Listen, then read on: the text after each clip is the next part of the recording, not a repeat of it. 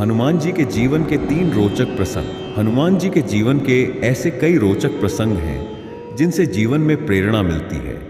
आज इस लेख में हम जानते हैं ऐसी ही कुछ रोचक बातों के बारे में कि आखिर हनुमान जी सिंदूर क्यों पसंद करते हैं, हनुमान जी की पूजा महिलाओं को क्यों नहीं करनी चाहिए। साथ ही ये भी जानेंगे कि नटखट नन्हे मारुति ने ऐसा क्या किया कि उनका नाम हनुमान रख दिया गया। श्री हनुमान क्यों हुए सिंदूरी। शास्त्रों में इस विषय में जानकारी दी गई है कि जब रावण को मारकर राम जी सीता जी को लेकर अयोध्या आए थे, तब हनुमान जी ने भी भगवान राम और माता सीता के साथ आने की जिद की। राम ने उन्हें बहुत रोका, लेकिन हनुमान जी थे कि अपने जीवन को श्री राम की सेवा करके ही बिताना चाहते थे। श्री हनुमान दिन रात यही प्रयास करते थे कि कैसे श्री राम को खुश रखा जाए। एक बार उन्होंने माता सीता को मांग में सिंदूर भरते हुए देखा, तो माता सीता से इसका कारण पूछ लिया। माता सीता ने उनसे कहा कि वह प्रभु राम को प्रसन्न रखने के लिए सिंदूर लगाती हैं। हनुमान जी को श्री राम को प्रसन्न करने की यह युक्ति बहुत भा गई। उन्होंने सिंदूर का एक बड़ा बक्सा लिया और स्वयं के ऊपर उड़ेल लिया और श्री राम के सामने पहुंच गए। तब श्री राम उनको इस तरह से देखकर आश्चर्य में पड़ गए। उन्होंने हनुमान से इसका कारण पूछा। हनुमान जी ने श्री राम से कहा कि प्रभु, मैंने आपकी प्रसन्नता के लिए यह किया है। सिंदूर लगाने के कारण ही आप माता सीता से बहुत प्रसन्न रहते हो।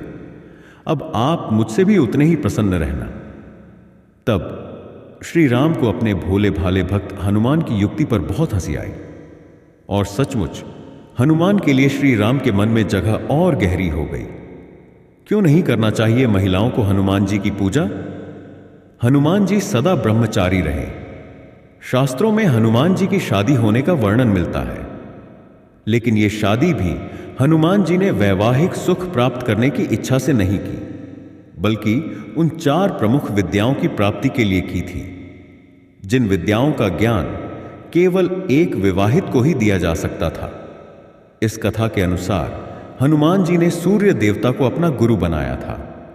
सूर्य देवता ने 9 प्रमुख विद्याओं में से 5 विद्या अपने शिष्य हनुमान को सिखा दी थी, लेकिन जैसे ही बाकी 4 विद्याओं को सिखाने की बारी आई, तब सूर्य देव ने हनुमान जी से शादी कर लेने के लिए कहा, क्योंकि ये विद्याओं का ज्ञान केवल एक विवाहित को ही दिया जा सकता था। अपने गुरु की आज्ञा से हनुमान ने विवाह करने का निश्चय कर लिया। हनुमान जी से विवाह के लिए किस कन्या का चयन किया जाए, जब यह समस्या सामने आई, तब सूर्य देव ने अपनी परम तेजस्वी पुत्री सुवर्चला से हनुमान को शादी करने की प्रस्ताव दिया।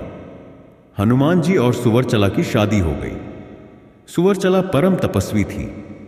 शादी होने के बाद सुवर्चला तपस्या में मग्न हो गई। उधर हनुमान जी अपनी बाकी 4 विद्याओं के ज्ञान को हासिल करने में लग गए। इस प्रकार विवाहित होने के बाद भी हनुमान जी का ब्रह्मचर्य व्रत नहीं टूटा। हनुमान ने प्रत्येक स्त्री को मान समान दर्जा दिया है। यही कारण है कि किसी भी स्त्री को अपने सामने प्रणाम करते हुए नहीं देख सकते, बल्कि स्त्री शक्ति को वो स्वयं नमन करते हैं।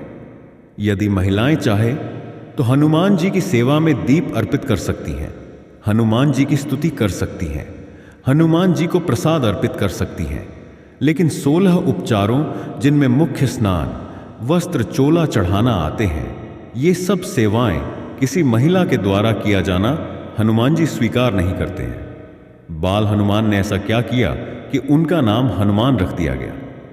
हनुमान माता अंजनी और केसरी के पुत्र थे। पवन देव के आशीर्वाद से हनुमान का जन्म हुआ था। हनुमान जन्म से ही बहुत अधिक ताकतवर और विशाल शरीर वाले थे। हनुमान के बचपन का नाम मारुति था। एक बार मारुति ने सूर्य देवता को देखकर फल समझ लिया और तेजी से सूर्य देवता की ओर पहुंचकर उन्हें निगलने की कोशिश में अपना मुंह बड़ा कर लिया। इंद्रदेव ने मारुति को ऐसा करता देखा तो अपना वज्र उन पर छोड़ दिया। वज्र जाकर मारुति की हनु यानी कि ठोड़ी पर लगा। वज्र लगते ही नन्हे मारुति बेहोश हो गए। यह देख उनके पालक पिता पवन देव को गुस्सा आ गया, जिससे उन्होंने सारे संसार में पवन का बहना रोक दिया। जीवन पानी बिना भी कुछ समय तक रह सकता है, लेकिन प्राणवायु बिना तो एक क्षण नहीं। इसलिए इंद्र ने पवन देव को तुरंत बनाया। इसके बाद नन्हे मारुति को सभी देवताओं ने अपनी ओर से शक्तियां प्रदान की। सूर्य देवता के तेज अंश प्रदान करने के कारण ही हनुमान बुद्धि संपन्न हुए। वज्र मारुति के हनु पर लगा था, जिसके कारण ही उनका नाम हनुमान हुआ।